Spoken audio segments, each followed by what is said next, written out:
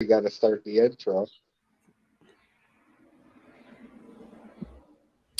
Good afternoon, keepers of the cash. Gary B, the casual comic guy here, and I'm joined today with my best buddy, Michael Cologne. Hey, Mike, what's going on? Hey, how's it going today? All right, we are here, of course, to talk Loki episode 1. And we'll say hi to the chat first. So, Landmark Collectibles, how you doing? Chip Getler, howdy. Sith, how you doing, man? Nice to see you. We had Shop for Comics stop in. Azores Tiger, how you doing, sir? And we had one of our early people in here, an alien on YouTube, calling me out for using Impromptu, which is really funny. But I explained to him it's an inside joke with you and I because the show's at a different time every week, depending on when you and I can get our schedules to come together. I know when I get out of work. And this show's a little different. This one's every Wednesday now instead of every Friday. This Loki show, so you get something midweek. So we'll start out with the opening where it opens in 2012, and you're getting a little bit of what you saw in the first Avengers movie, what you saw in Avengers Endgame, plus a few more bits sprinkled in, and you can't tell by watching this beginning sequence that it wasn't all shot at the same time, man. It's just flawless, and it plays out so well. What do you think? I agree a little bit. I do feel like, because he is a lot older now, I could see the age on him during some of the scenes. But they did a really good job, hiding it very well. Right. And I thought it's just funny. And I want to talk about the Marvel casting for a moment. It was really well done. But just how good Tom Hiddleston is as Loki. And to think that he auditioned for Thor to begin with. Really? I didn't know that. Yeah, you can watch his audition tapes are on YouTube. You can look up Thor audition, Tom Hiddleston, and watch it. But it just shows you how good they are at casting. Like they put him as Loki, and it's been this like breakout role for him ever since. That's led to so many other things. So then we cut to he disappears, and we cut to the Gobi Desert. And it's funny because you see him shoot out, land in the sand.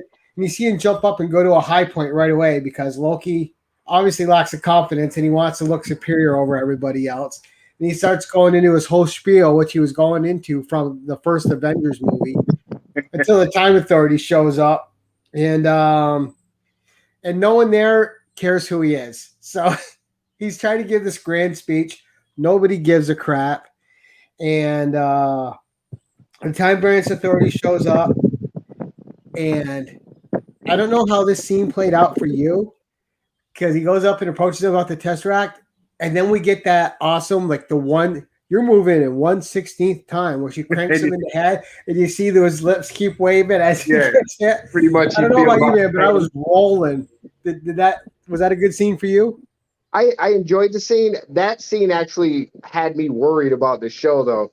But I thought they were going to go straight comedy like they always do. But I was kind of glad they kind of like drifted away from that a little bit. No, but that comedy bit fit perfectly with slow-mo and the way things look. Yeah. And it made sense in the story. Yeah, but pretty much, yeah.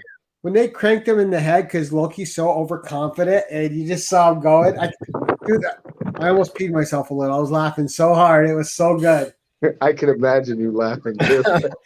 But I thought that was hilarious. And that's the first time we meet Hunter B-15. And I don't know who the woman was. I got to look it up. I forgot to look her up. The woman playing Hunter B-15, she is so good in that role. Like when she comes on, like if she told me what to do, I'd just do it. I'll be like, okay, you got it, ma'am. But she is great. She comes into the frame.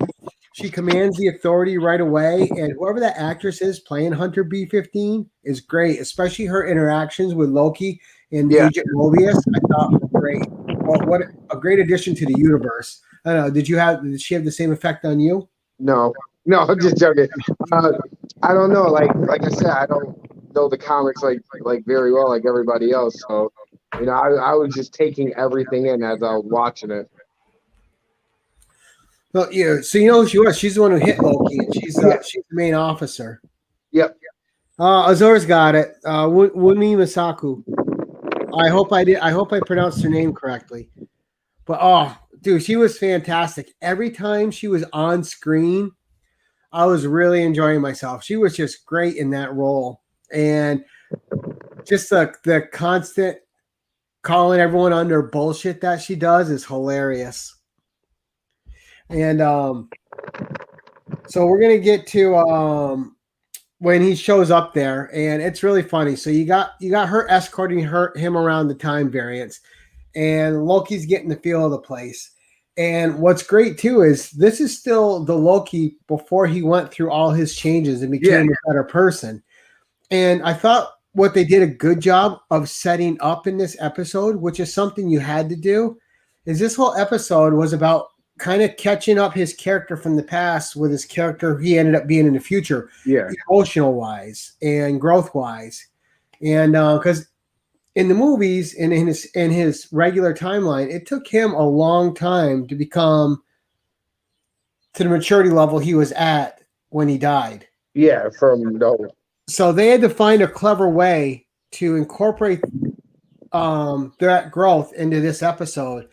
And I think they set it up really well once it started when they showed up at the time variance headquarters. And Chop. So you go in there and you have the one guy that's just the foil that's giving everyone there a problem. And he's strictly there. And it's a clever ploy for Loki to keep learning stuff as he's mouthing off and learning other things. So he's learning the lay of the land through two different expositions. His talk and his conversations and his experiences as he goes through.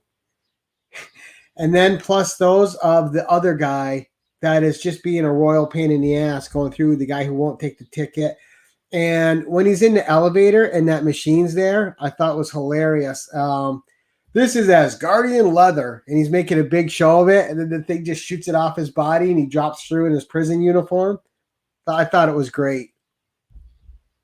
Yeah, I love that scene. That scene was sorry, man. You're good. You know my kids are always like, oh yeah. No, that scene was great though. It showed that no matter what he tried, there's nothing he can do to stop them from doing whatever they needed to get done with him. Right, and that was part of the theme of this episode too, is the humbling of Loki, so he can learn what he needs to learn to move on. Because he was still that arrogant, brash first appearance of Loki that we got in the movies. Sorry, I'm trying to read the comments too. Oh, that's all right. And then he gets to the court, and he's still going on about how he's a god. And the one guy's arguing about not having a ticket, and then he's lying and saying he asked the guy for a ticket, and you see them just disincorporate him, and he's gone. And then Loki's like, ticket. Stick it out. And it's funny because Loki's a trickster and he's devious, but he's also smart, and he's figuring out when not to play a game with them. When there's going to be stakes that aren't in his favor. And even then, he still doesn't know the rules. He's trying to disappear, and you see him trying to use his powers. And Hunter B-15, she's just laughing at him. She's like, he's trying to use his powers, giving it a giggle. And then the character you didn't know was on there, Agent Mobius, with Owen Wilson. Yeah. I don't know about you, man, but I love Owen Wilson in everything he's in. Yeah. He's great. And he can play comedy. He can play serious. But I can never look at Owen Wilson without seeing that broken ass nose of his too. That messed up nose he got. But it was Slim, how you doing, sir? And but that was great too when he walks up and just his interaction with the judge. And I hope we see more of the judge because she had good presence too. I like you looking down at me. This feels like it's right. Yeah. He's totally kissing her butt. But the interaction I thought between Loki, Tom Hiddleston, and Agent Mobius with Owen Wilson, I thought their chemistry was great. They really played off each other well. Yeah, I was very shocked that Owen Wilson did really well with this role. I mean, he's good in a lot of the roles I've seen him in. But it's nice to see him branch off from comedy. Well, yeah, but he hasn't always done comedy, man. He's done some serious roles, and he's great in those too. He's even done some action movies that he was really good in. But I'm a big Owen Wilson fan. I've always liked him. And you see them like when they're going to that room where he's going to take Loki, and you actually get your first look outside the window of the time variance place, and it's all futuristic. And Loki's like, I thought magic was allowed. He's like, there's no magic out there. You know, it's their advanced technology, which is funny because you have all their advanced technology outside, and then they're in the rooms with like toggle switches and stuff. So I like the abstractness of having both of them integrated together. I thought was really cool. And you had Casey, that like messed up intern guy or whatever, who's working all over the place. But the whole thing is, and this is why Owen Wilson was so great in this role, is he's able to play unshakable really well. And once you're in that room and Loki's throwing all these threats and grand gestures at him, he just plays it calm and smooth. It's great. He basically detached everything from the Loki, just destroyed him like with just that look. Like, oh yeah, really? Okay. Oh yeah. Oh, and I forgot to mention too, I love the one part where Loki was getting led through like the metal detector, and the guy's like, are you a robot? Do you have a soul? He's like, and Loki was like, to my knowledge, he goes, isn't that something one would know if one's a robot or not? And then he starts questioning himself because he doesn't want to get disintegrated. Oh my god. Oh, but that was great. And then I love the impatience on the guy. Move along, please. But it was great. And then yeah, like I said, the other dude that was in there that they ended up killing was just for exposition to get some more story out of the way. Yeah. The same thing with the Miss Minutes, who was giving you the exposition of how the time variants operate and what their role is. So we're going to cut to France in 1549 for a second. And that was our intro to the Owen Wilson character, the Agent Mobius. When he sees the little kid and he asks who did this. Yeah. And she points to the picture, and it's just a different depiction of Loki as a god. Yeah. It is a blue, and I didn't really catch that at first. I was trying to, not until I just caught it now when you mentioned it. I was like, oh, no wonder why it had the horn. Oh, they right. Now it makes sense. Oh, you just think it's a demon at first. You don't really associate it with that until the end. And just another great scene. And so we go in, he asks who did this, and then it cuts away. But what I liked is, like I was talking about, when you're getting the whole view of the time variance, and he's like, I'm going to burn this place to the ground. Loki's still cocky, even though all his power has been taken away from him. And, and again, the Owen Wilson character, Agent Mobius, oh, could you start with my desk? Which is great. Just completely depowers Loki with one little harmless phrase, right? Pretty much. But then what I thought was great about that scene, that little walk to that room, is you get a Mephisto drop. And so he goes, I'll be your worst nightmare. He goes, nightmares, that's a different department. I wouldn't mind helping you some help with that. The Nightmare Realm is where Mephisto rules. And also Nightmare himself. So you kind of get two different hints at other characters, which I think are setting up for Doctor Strange, hopefully. And because all these characters that they're kind of alluding to are straight Doctor Strange characters, which he's fought tons of time and are magnificent. I mean, Mephisto's fought everyone in the MCU, but him and Doctor Strange have really faced off. So, like, as soon as they said that nightmare thing, I was like, "Ooh!" I got all excited about maybe having Mephisto in the future. Yeah, and as a non-comic guy, that meant nothing to you except dialogue, right? It just like hits my ear, and I say, oh, "Okay." Sleeping Collectibles, thank you, sir, for stopping by. And so they're in the room, and you got Agent Morbius calling Loki out on his BS. Calls him a pussycat compared to all the other variants they've had to chase down. I laughed so hard at that. Yeah, and it completely, again, everything he says depowers Loki, but not in an aggressive way. Just here, you're nothing, buddy. So all this pop, all this grandeur, it means nothing. Yeah, you're going to learn sooner or later. We have all the power. You're going to sit there and do what you got to do. And every time Loki goes to throw a fit, he just depowers him again. And then and that's the thing he does. He breaks Loki's confidence effortlessly. Just and that's what I thought was a real big strength of this episode was the dialogue.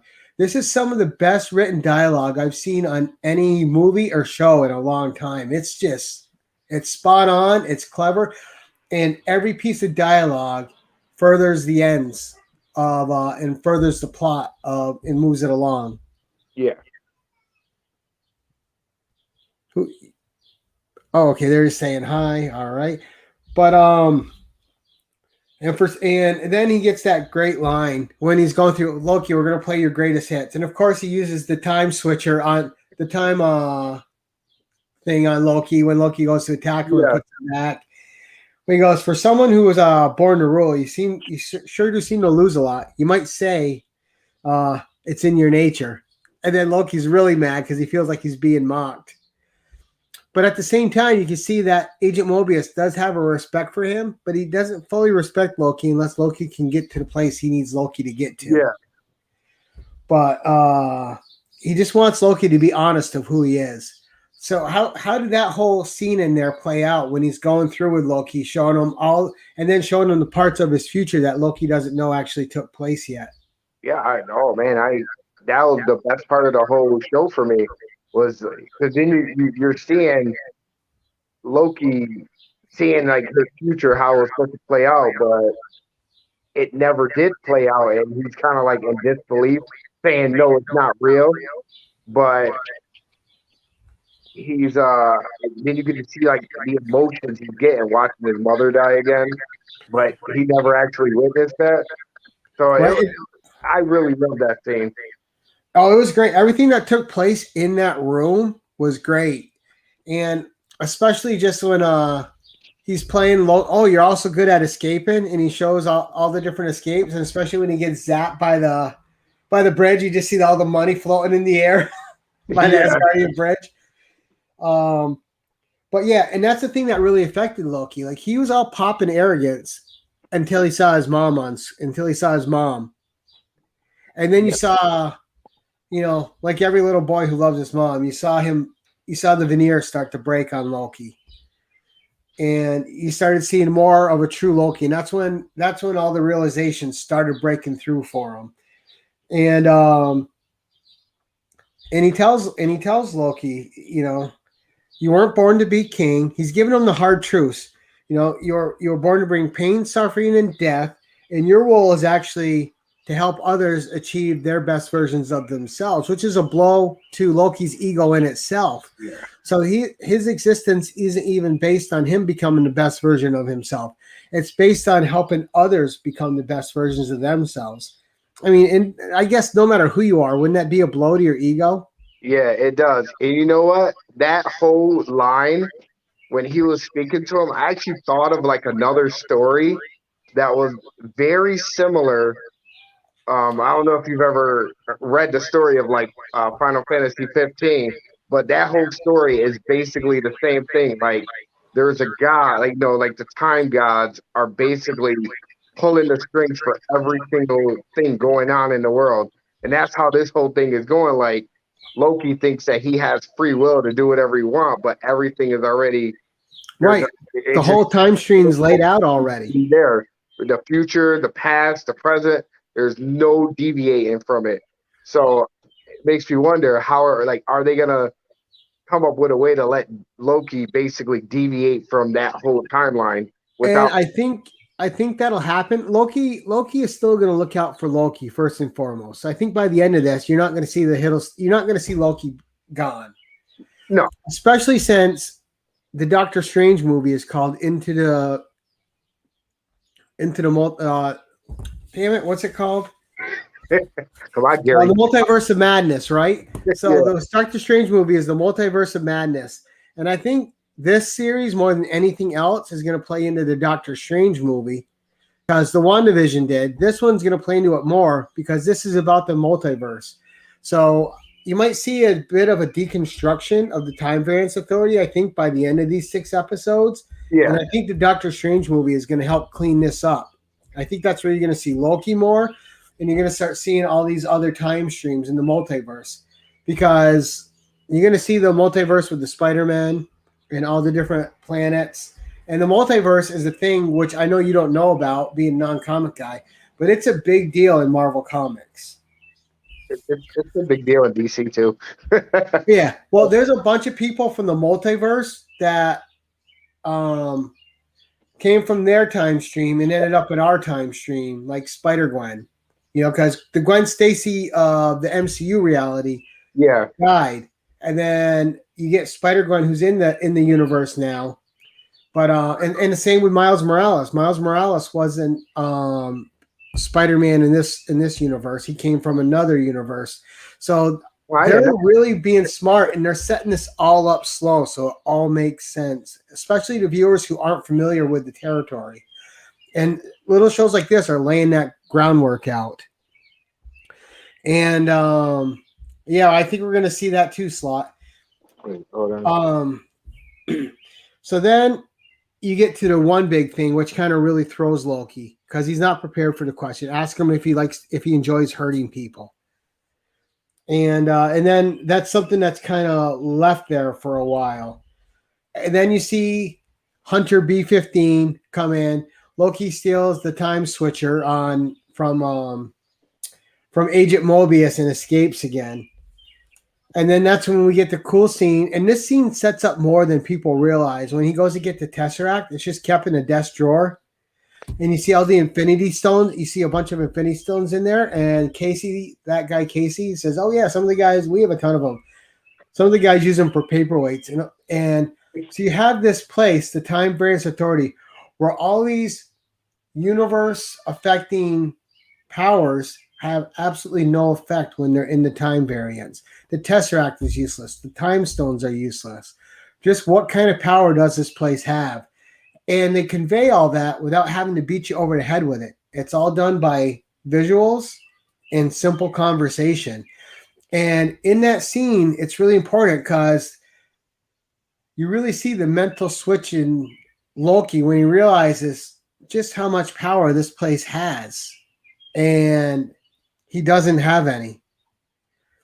And that's when you just see him walk up, and he just realizes it. And then, of course, Hunter B-15 barges in, and he whisks himself away with the time switcher, and he's back in that room. And that's when you see him start watching video of himself again, memories of himself. Yeah. You see him watch his mom die because of his betrayal of his brother, which ended up in the death of his mom. And then you see him see the death of his father, but he also sees his bond that formed with Thor and how they grew closer together until ultimately you see him witness his own death and how it kind of shakes him. And all of this serves to catch Loki up mentally and maturity-wise to where he was when he actually died. Yeah.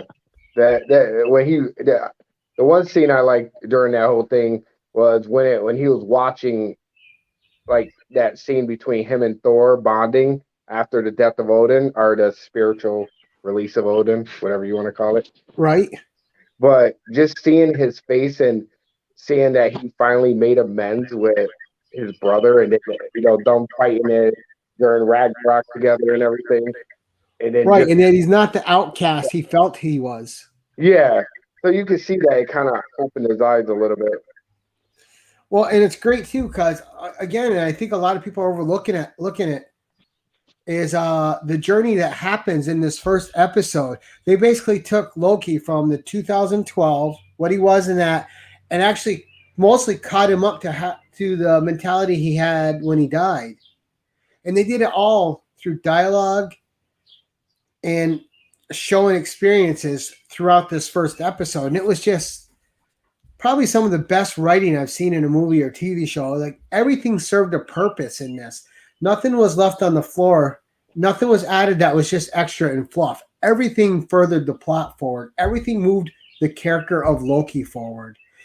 And the supporting cast in this was so strong. like I said, whenever Hunter B-15 was on screen, I thought she was fantastic.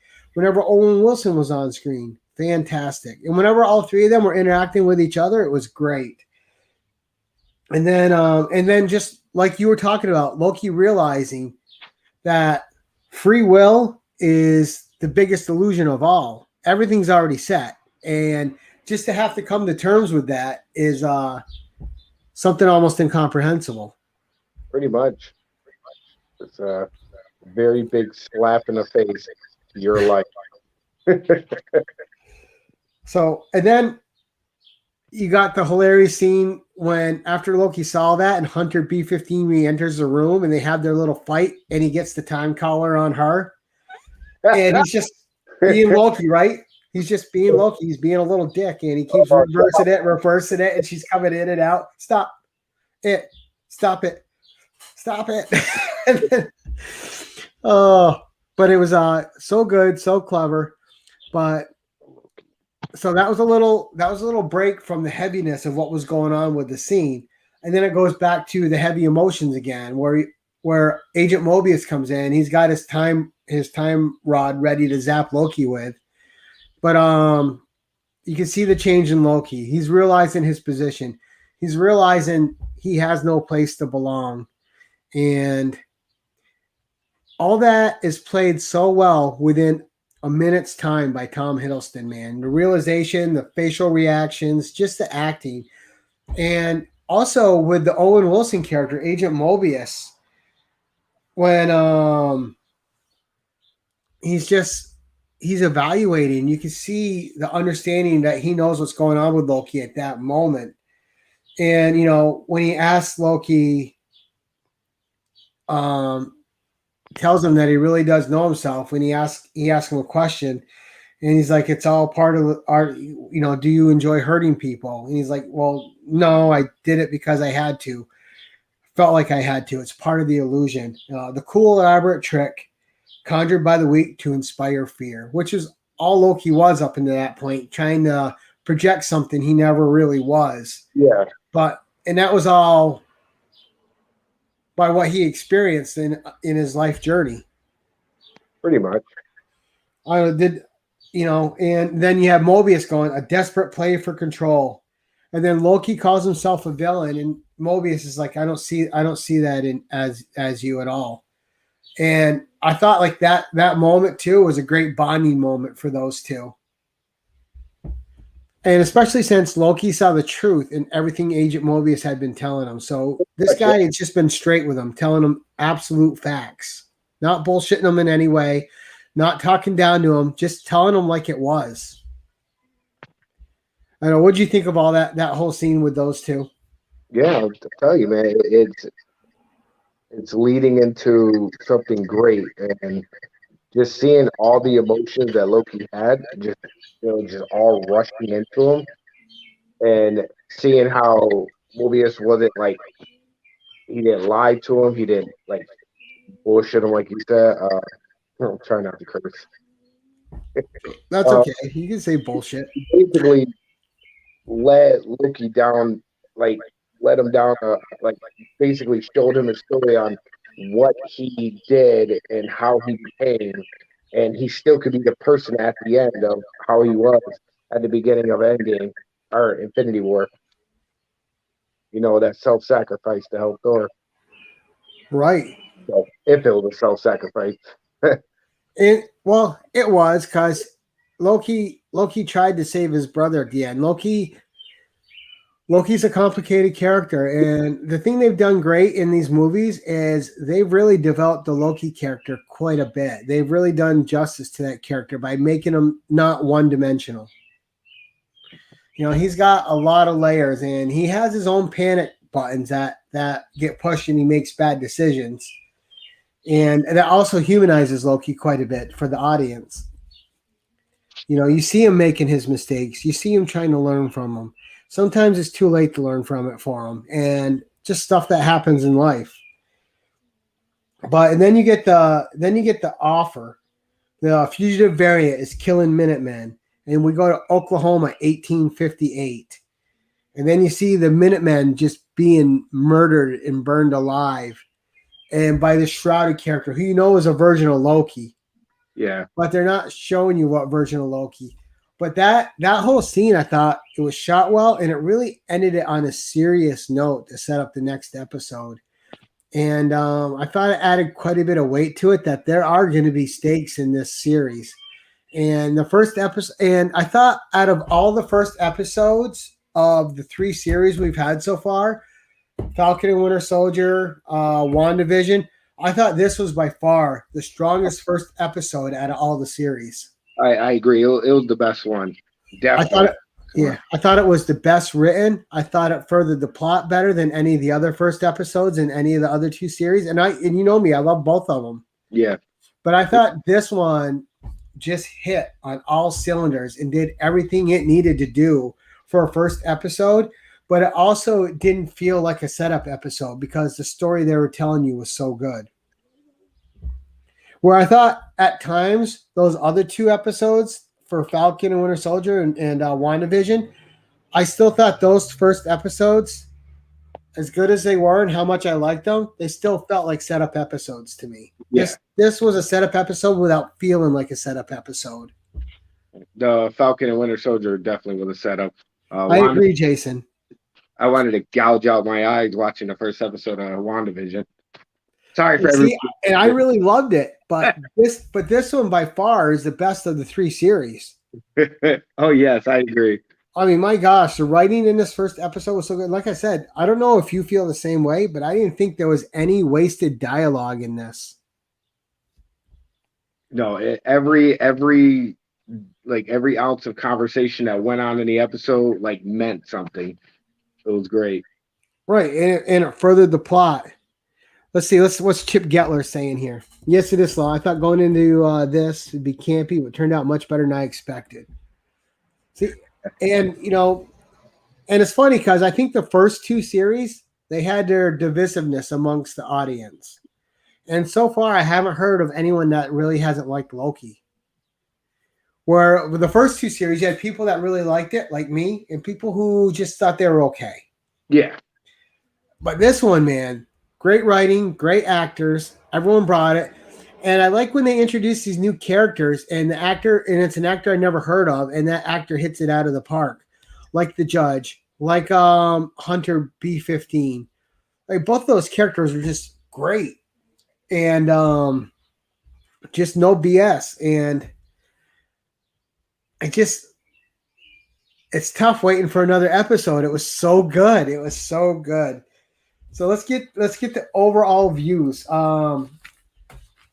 One thing I want to ask you though is did you get the feel that this was setting up for something bigger? Honestly though, I don't know where they're gonna go with it. So just watching this first episode, it didn't really give me an indicator on what route they're gonna go.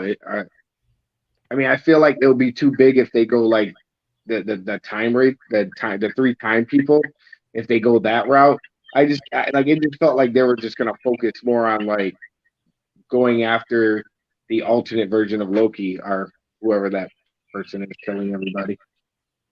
I agree, Jason. This one is really interesting, and you have with Hiddleston and Owen Wilson, just fantastic. So for me though, I think this is like a straight setup going into Doctor Strange and the Multiverse of Madness. And I think that's the whole reason we're even seeing the talk about the multiverse in this. And just a clever way, like they killed the Loki character. Yeah. And it had weight and it had gravity to it. And this is still a clever way to bring them back where, the character is dead, but not dead. This is an alternate version of him now. And it's going to be the same with Gamora. And hopefully they can write her as clever as they're writing Loki. Oh, she's coming back too? She was back in Endgame, remember? Or she died, but it was the Gamora from the past. It tells you how much I remember. Yeah. Yeah. So, she slapped... yeah, because remember she sacrificed herself? Yeah, for the stone, yeah. Yep. Well, that was a sacrifice. Overall, Basically got We'll murdered. do our overall as a 1 through 5 rating, 5 being the best. I would say this was definitely a 5. I just thought there was nothing wasted in this episode. Everything furthered the plot. Yes, I agree. It was a great episode, and I thought it was, of course, it was the best one of all three. But yeah, I give it a 5 also. Nice. Well, and that's the first time you and I think have agreed on the grade of something. Hey, I know, right? Usually, I'm always like, Well, that's okay though. Sometimes it's more fun to not agree. But no, overall, I love this episode. I can't wait for next week's on Wednesday, and I'm going to try to watch it the same night. It depends. I've been so busy with my schedule lately. Like this one, I didn't get to watch until Friday. I watched it like 2 hours ago. Right? Well, that's good though. At least it was fresh in your mind, right? All right. But no, this was a great opening, and wow, and I'm hopefully the writing's going to stay this strong throughout. Because if it is, man, we're in for a 6-episode treat. Yeah, actually, I think 6 episodes. Hopefully, they can get a lot done with 6 episodes. All right, and anything you want to say before we close out this episode? You know me, I'm not really good at all that, but thank you for watching. All right, guys in the chat, thank you so much for being here. My eloquent buddy over here just spewing out the golden words. And this was a great episode, and just what a setup, man. I think we're all in for a treat. And guys, I want to thank everyone for joining us today. Mike and I will be back next Sunday. We probably won't announce what time until late Saturday because we have to coordinate our schedules. I know, right? We're busy workers and dads and everything else that goes along with it. Kids keep coming in here. I know. They're like ready to jump on me. I'm like, I'll talk to you in a little bit. Just tell them you're talking to Uncle Gary. They'll be fine. I know. No, because then they're going to jump in front of the camera and I'll be like pushing them away. Oh, I know, right? But everyone, thank you so much. Yes, We will see you guys next week on another two average guys impromptu recap show. Thank you all for coming out. We certainly appreciate it. And until next time, keep it casual. Goodbye.